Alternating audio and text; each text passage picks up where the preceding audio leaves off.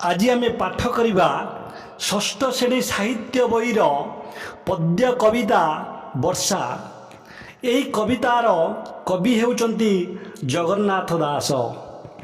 यही कविताटी को प्रथमे आमे पाठ करवा, या परे यार अर्थ गोटी गोटी करी बुझी नेबा।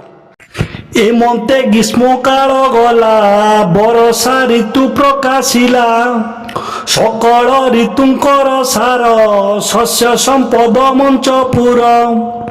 मेघे मिलिले शून्य पथे, बिजुली शबद संगते, महिमंडल दुख चाही, जल छाड़िला तोष होई। घोर शबदे मेघमाल, गर्जिन बरसंती जल। प्राणी जीवन जल राशि, करुणा चित्तरे बरसी। पृथ्वीर भी तेज ग्रासे, तापित थिला अष्टमासे। जल पाइला तो सचिते, तपसी जनकर मते। तपस्या फल जेने पाई, भुंजती अति सुखी होई। खोदत कीट निशा मुखे, जगत आवरिले सुखे। मंडुके मेघनाद शुणी, गर्जंती आवरीण पानी। अल्प नदीए पूरिले, लहरी मते उछुलिले। नाना प्रकारे शस्य राशि, एणे पूरित मही दिशी। छतु जे छत्र प्राय होई, राजार प्राय दिशे मही। मयूरे गिरी शिखे थाई, नृत्य करती मेघे चाई। अतिथि देखी भक्त जने, जे सने तो सहंती मने। अतिथि देखी भक्त जने, जे सने तो सहंती मने। एबे यार अर्थ बुझा चेष्टा करिबा। एमंत ग्रीष्म काल गला, बरषा ऋतु प्रकाशिला। एमंत एमंत माने कौन ना एहीपरी भावरे ग्रीष्म ऋतु विदाय नहीं। ग्रीष्म ऋतुर विदाय नेबा परे कौन होइछि ना, कवि कहउचंती बरषा ऋतु प्रकाशिला। माने वर्षा ऋतुर आविर्भाव होइछि, माने आरंभ होइछि। सकल ऋतुंकर सार शस्य संपद मंचपुर। सकल कहले समस्त समस्त ऋतु मानक मध्यरे वर्षा ऋतु संपूर्ण भिन्न। काहींकि ना एही ऋतुरे शस्य संपदरे मंचपुर भरपूर हो जाए। मंचपुर कहले कौन ना पृथ्वी।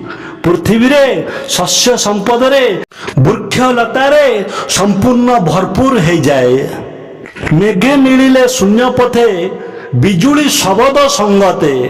कौन हुए ना मेघ मानकर मिलन हुए कौटी ना शून्य पथरे, कहले आकाश रे का सहित बिजुली आ घड़घड़ी सहित मिलन होला परे कौन हुए ना वर्षा हुए। महिमंडल दुख चाई, जल छाड़िला तोष होई। मही कहले कौन ना पृथ्वीर दुख देखी सी आउ सह्य करि पारला नहीं। तेणु कौन कला वर्षा आकार रे पृथ्वी को जल छाड़िला तोष होई। तोष माने संतुष्ट होइकी। घोर शबदे मेघमाल, गर्जिन बरसंती जल। कौन हुए ना जेते बेले वर्षा हुए सेते बेले कौन हुए ना भयंकर शब्द हुए। घड़घड़ी बिजुलीर भयंकर शब्द गर्जन रे कौन हुए ना प्रचुर जल बा वर्षा हुए। प्राणी जीवन जल राशि, करुणा चित्तरे बरसी। प्राणी कहले मनुष्य पशु पक्षी इत्यादि समस्त प्राणी। प्राणी माने जल बिना बंचिबा केबे संभवपर नुहे। सेति कौन होइछि ना करुणा चित्तरे बरसी। करुणा कहले दयारे एमानकर दुख देखी सही न पारी वर्षा कौन होइछि ना वर्षार आगमन होइछि। पृथ्वी रवि तेज ग्रासे, तापित थिला अष्टमासे। कौन है ना पृथ्वी रवि कहले सूर्य, तेज कहले किरण। सूर्यंकर प्रखर किरण बा उत्तप्त किरण रे कौन थिला ना अष्टम आसे 8 मास हैला पृथ्वी शुष्क थिला। अच्छा पिला माने बुझी परिले कौन ना 8 मास हैला सूर्यंकर पखर किरण रे बा उत्तप्त किरण रे पृथ्वी शुष्क बा सुखिला होई जाइथिला। जल पाइला तोष चिते तपसी जनंकर मते। तपसी तपसी काहा कहंती जे माने तपस्या करंती। केउ माने तपस्या करंती केउ माने ना मुनि ऋषि माने तपस्या करंती। सेई मुनि ऋषि मानकर मत कौन ना 8 मास हैला पृथ्वी जो ग्रीष्म काल रे कष्ट जंत्रणा भोगुथिला वर्षार आगमने कौन होइछि ना जल पाइला तोष चिते मान जलता आत्मा को संतुष्ट कला भली। तपस्या फल जेने पाई भुंजंती अति सुखी होई। कौन ना तपस्या जो मान तपस्या करती से तपस्यार फल मिल जाए से केते आत्मसंतुष्ट लगे।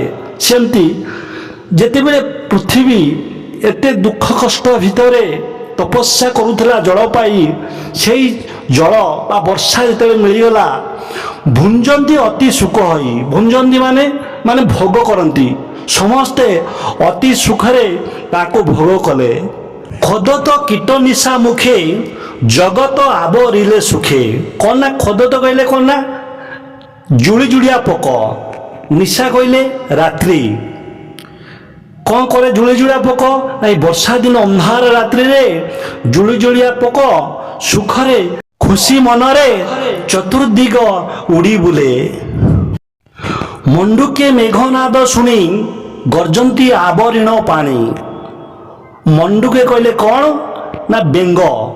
बेंग माने कौन करती ना जल भितर रही मेघर गर्जन शुणी से माने कौन करती ना चित्कार करती। अल्प नदी पुरीले लहरी मते उछुलिले।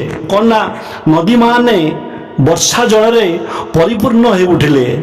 परिपूर्ण होई कौन करे लहरी बा ढेउ सृष्टि कले।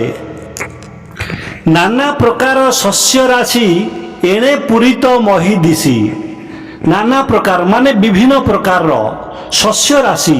शस्य राशि क्या कह जाए धान मुग बिरी यही सब जातीय पदार्थ कौन कह जाए ना शस्य कह जाए। एणे पूरित मही दिशी कौन मही माने पृथ्वी कौन हो जाए विभिन्न प्रकार शस्य राशि रे वर्षा दिन रे भरपूर हो जाए। छतु जे छत्र प्राय होई राजार प्राय दिशे मही। कौन ना छतु छत्र कहले कौन ना छता राजार प्राय दिशे मही। मही कहले पृथ्वी आपण माने जानते सेमती कौन ना राजा राजा जिते जाती तांको पाखरे लोक थांती कौन ना छता धरिकी रही थांती। सेमती आज कवि वर्णना कर कौन ना छतु एपरी भाव रही सत्य जमती मही आज राजा पलटि जाइए। छतु राजांको मथा उपरे सुरक्षा दौची।